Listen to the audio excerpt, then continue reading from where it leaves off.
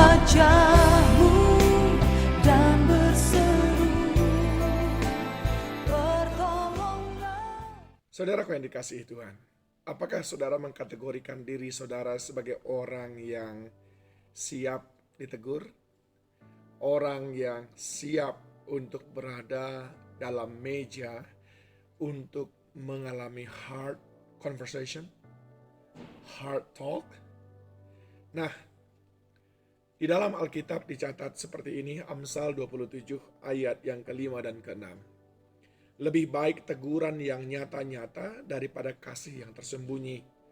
Seorang kawan memukul dengan maksud baik, tetapi seorang lawan mencium secara berlimpah-limpah.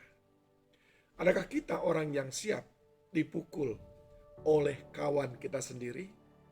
Atau kita malah justru bangga ketika melihat ada orang yang sebetulnya adalah lawan kita, tiba-tiba dia datang dengan mencium kita, dalam artian memberikan kata-kata yang halus, lembut, namun menghanyutkan.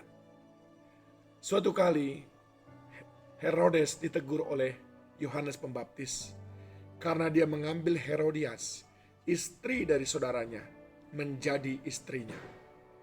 Akibatnya Herodes akhirnya memasukkan dia ke dalam penjara dan membunuhnya. Mengapa?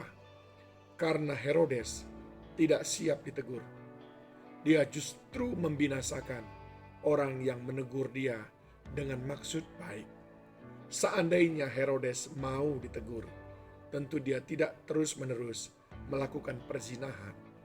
Tentu pamornya, nama baiknya tidak rusak di depan orang-orang yang dia pimpin. Tentulah derajatnya tidak menjadi rendah dan murahan. Berbeda dengan Daud yang mengambil istri Uria menjadi istrinya dengan cara yang sangat kejam. Dan di dalam 2 Samuel pasal yang ke-12 diceritakan di sana Nabi Nathan menegurnya. Dan apa kata Daud? Daud berkata seperti ini, ayat yang ke-5. Lalu Daud menjadi sangat marah karena orang itu, dan ia berkata kepada Nathan, demi Tuhan yang hidup, orang yang melakukan itu harus dihukum mati. Ayat 7. Kemudian berkatalah Nathan kepada Daud, engkaulah orang itu. Apa kira-kira respon Daud, saudaraku?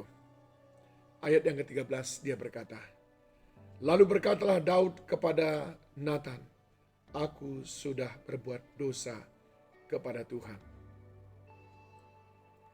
Dua respon yang berbeda untuk satu kasus yang sama, yaitu menerima teguran, mengalami hard conversations. Dan tidak semua orang siap.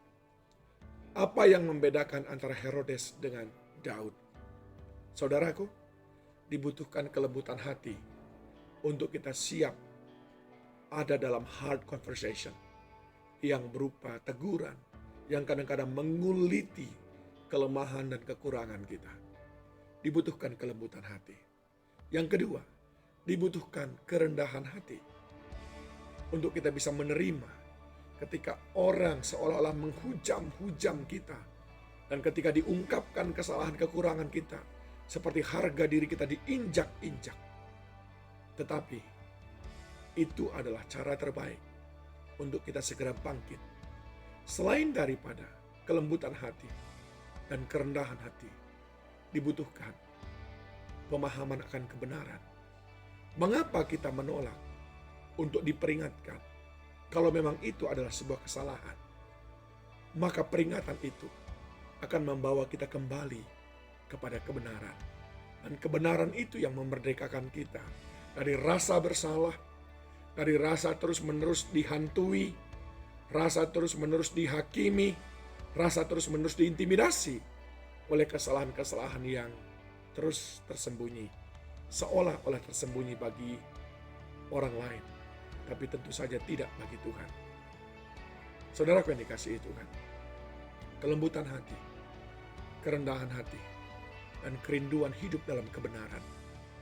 Itulah yang mendorong Daud untuk berkata kepada Nathan, waktu Nathan memperingatkan dia akan kesalahannya, Daud dengan terang dan jelas berkata, aku sudah berdosa kepada Tuhan. Saya mengerti, hanya orang-orang yang siap ditegur dan dinasehati yang akan dipakai Tuhan dan dibawa tinggi. Tuhan Yesus memberkati.